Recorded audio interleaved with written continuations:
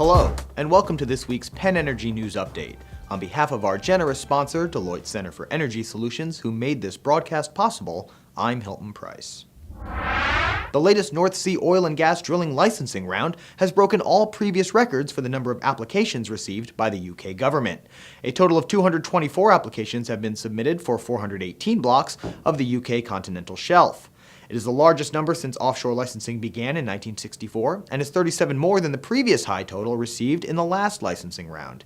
UK Minister of Energy Charles Hendry called the licensing round extraordinary and says the task is now to maintain this level of interest in the UK North Sea.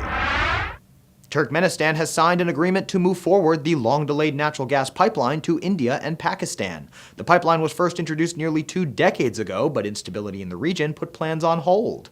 Since then, natural gas supplies have fallen short in India, making prospects for a new gas pipeline stronger than in recent years.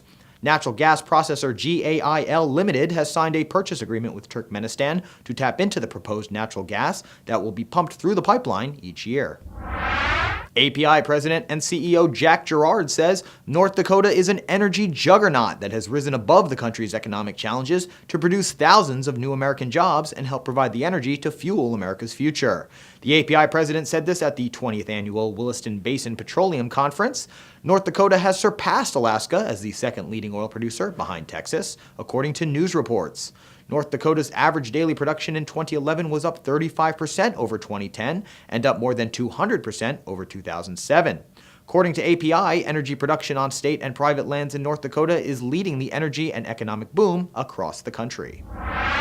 Alaska Senator Lisa Murkowski pitched the U.S. ambassadors of Japan and South Korea on the benefits of importing natural gas from Alaska's North Slope during a dinner at the Japanese ambassador's Washington, D.C. residence this week.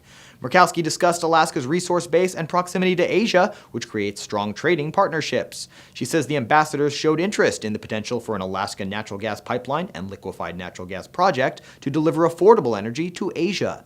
Japan is looking for an energy resource to replace the nuclear power generation the country shut down after last year's 9.0 magnitude earthquake, tsunami, and emergency at the Fukushima Daiichi nuclear power plant.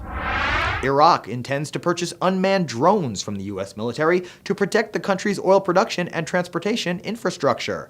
The deal was struck by Iraq's Navy and comes as the U.S. is preparing to pull out many of its remaining resources in the country. The Iraqi government took responsibility for protecting oil pipelines and related infrastructure in 2005, but the U.S. has since provided support, including aerial surveillance.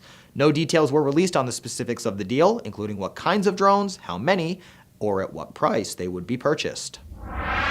Thank you for joining us this week. For these stories and many more, go to PennEnergy.com.